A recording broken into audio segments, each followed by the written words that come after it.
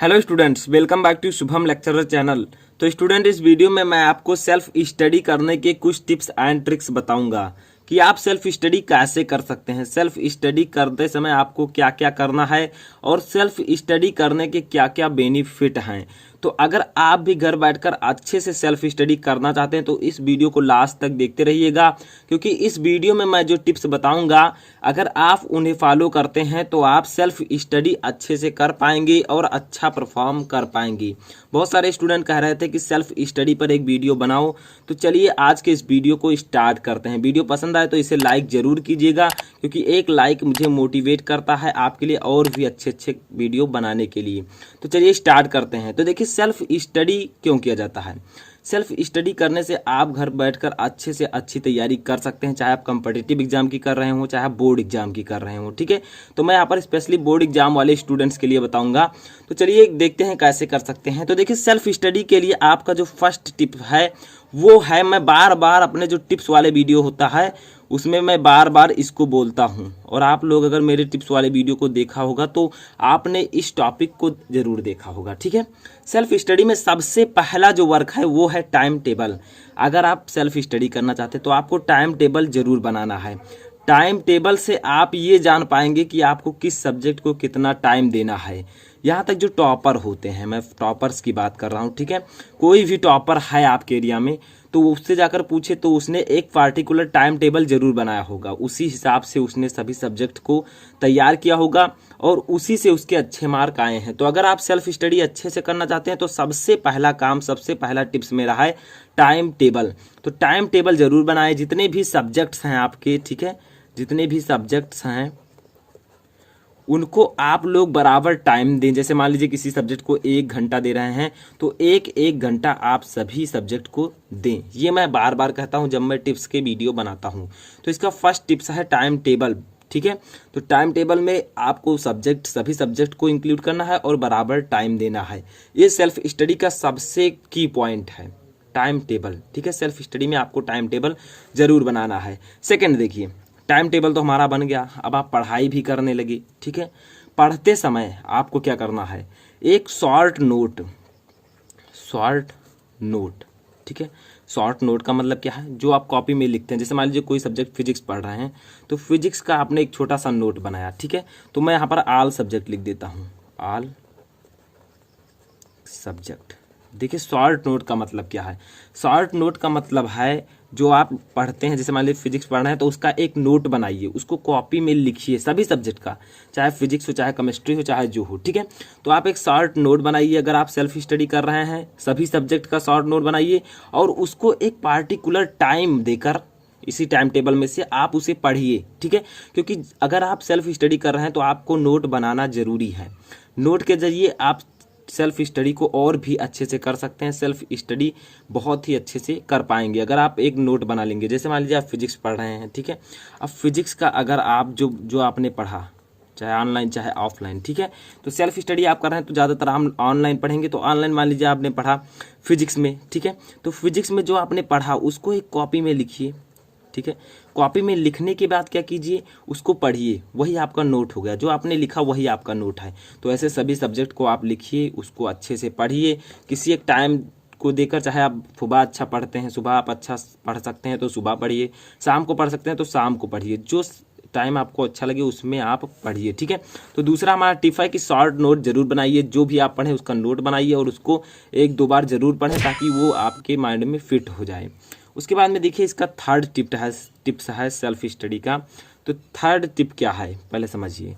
तो पढ़ते समय, ठीक है, पढ़ते समय जब आप पढ़ रहे हो तो इनसे जहाँ तक हो सके दूर रहिए। कौन है ये, देखिए इनसे। अब आप सोच रहे होंगे ये कौन है, ये है सोशल मीडिया। ये एक ऐसा प्लेटफॉर्म है, ठीक है, जिस पर हजारों मैसेजेस एंड कुछ कंटेंट्स आते रहते हैं। ठीक है, तो पढ़ते समय आप इनसे दूर रहिए। मान लीजिए आप इससे पढ़ रहे हैं, ठीक है, यूट्यूब से मान लीजिए पढ़ रहे हैं, तो इसमें आप लोग मान लीजिए इससे पढ़ रहे हैं तो इससे पढ़ें और इससे दूर रहें। इसमें क्या आता है, जैसे फेसबुक व्हाट्सएप, इस पर मैसेजेस आते हैं। तो पढ़ते समय आप का जो माइंड होता है वो कॉन्सेंट्रेट होता है किस पर, आपके बुक पर, या फिर आप लिख रहे हैं तो आपके उस पर, ठीक है। अब आपका माइंड वहाँ पर कॉन्सेंट्रेट है, वहाँ पर आपने कॉन्सेंट्रेट किया है, उसको अच्छे से पढ़ रहे हैं।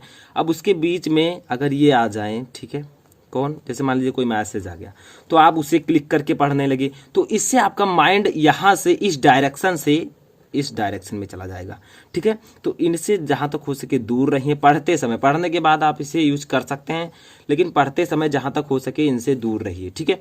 अगर मान लीजिए आप इससे पढ़ाई करते हैं तो उस पर फुल कॉन्सेंट्रेट आपका होना चाहिए, और इससे भी ज़्यादा पढ़ाई आपको नहीं करना है, जहाँ तक हो सके कम से कम करना है। और जो टॉपिक आपका फंस रहा है यहाँ से आप जाकर पढ़ सकते हैं, ठीक है। तो इसको अगर आप इससे पढ़ रहे हैं तो कोई दिक्कत नहीं, अगर आप बुक से पढ़ रहे हैं तो ये अगर आपको इनसे ज़्यादातर दूर रहना है, ठीक है, जब तक आप पढ़ रहे हैं तब तक। तो ये था आपका थर्ड टिप कि पढ़ते समय आप इनसे दूर रहें। इसके बाद में हमारा चौथा टिप क्या है, तो पढ़ते समय जो सोशल मीडिया है इसमें बहुत सारे प्लेटफॉर्म है। कोई ये नहीं, मान लीजिए आप इस समय आप इससे पढ़ रहे हैं, सेल्फ स्टडी कर रहे हैं, ठीक है, तो इससे पढ़ रहे हैं तो आपको जो मैसेजेज आते हैं उन पर ध्यान नहीं देना, आपको अच्छे से पहले जो है इस पर पढ़ाई पर अपने कॉन्सेंट्रेट करना है, क्योंकि एक ही जो है थिंक पर आप कॉन्सेंट्रेट कर सकते हैं। तो अगर आप बुक पढ़ें तो इस पर फुल कॉन्सेंट्रेट रहिए और इनसे तब तक दूर रहिए, ठीक है। अब देखिए आगे हम क्या कह रहे हैं, आगे आपका चौथा टिप क्या है। जैसे ये तो थे आपके पढ़ाई की बातें, जैसे मैंने आपको बताया कि टाइम टेबल बनाएं, फिर शॉर्ट नोट्स बनाएं, और पढ़ते समय जो है सोशल मीडिया से दूर रहें। तो अब आपको करना क्या है, जो आपने शॉर्ट नोट बनाया है उसमें कुछ टॉपिक होंगे जो आपको लर्न करना होगा। तो अब याद कैसे करें, हम किसी भी टॉपिक को आसानी से कैसे याद करें, कौन सा टिप्स है याद करने का, ठीक है। तो देखिए अगर आपको किसी भी टॉपिक को याद करना है तो मैं यहाँ पर एक टिप लिख देता हूँ, उसको आप फॉलो कीजिए, देखिए वो काम करता है कि नहीं। जब आप काम करेगा वो टिप तो आप मुझे ज़रूर बताइएगा कमेंट में, ठीक है। तो देखिए आपको क्या करना है, मान लीजिए कोई टॉपिक है तो किसी भी टॉपिक को लर्न, ठीक है, लर्न का मतलब होता है याद, ठीक है, करने के लिए, ठीक है, उस टॉपिक को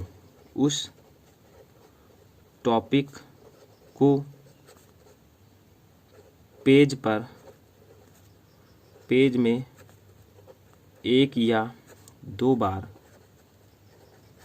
लिखकर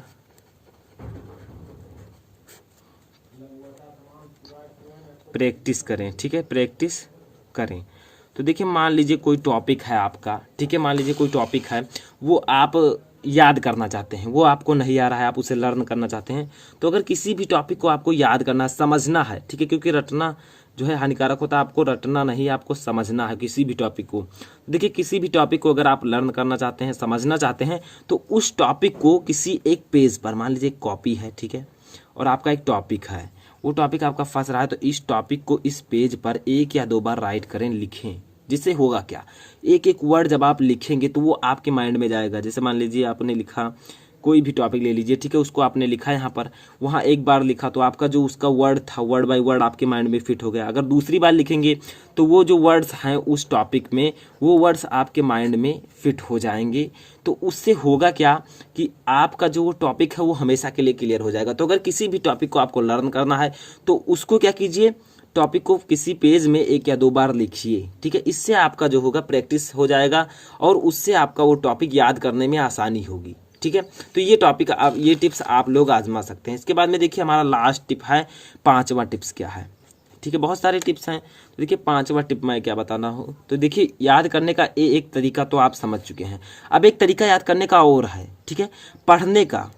अगर आप पढ़ना चाहते हैं तो पढ़ने का एक परफेक्ट टाइम, ठीक है, परफेक्ट टाइम चुनें या चूज करें, ठीक है। तो पढ़ने का एक परफेक्ट टाइम चूज करें।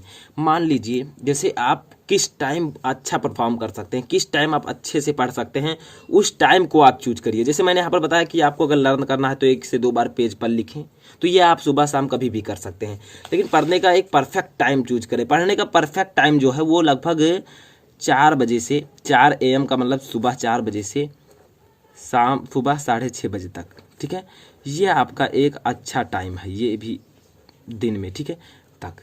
आप इस समय चाहें तो अगर आप किसी चीज़ को पढ़ना या याद करना चाहते हैं तो इस टाइम पर आपको ज़्यादा याद होगा। ये अब एक साइंटिफिकली कहा गया है, मैं अपनी तरफ से नहीं कह रहा हूँ, ठीक है। तो पढ़ने का एक परफेक्ट टाइम चुनें, यानी कि जिस टाइम आप अच्छा परफॉर्म कर सकते हैं, अच्छे से पढ़ सकते हैं, याद कर सकते हैं किसी भी टॉपिक को, उस समय आप पढ़ें। जैसे 4 से 6 तक अगर आप अच्छे से पढ़ सकते हैं तो इस समय आप ज़रूर पढ़ें, ठीक है। आप शाम को भी पढ़ सकते हैं, जिस समय आपका परफेक्ट टाइम हो उस समय आप ज़रूर पढ़ें।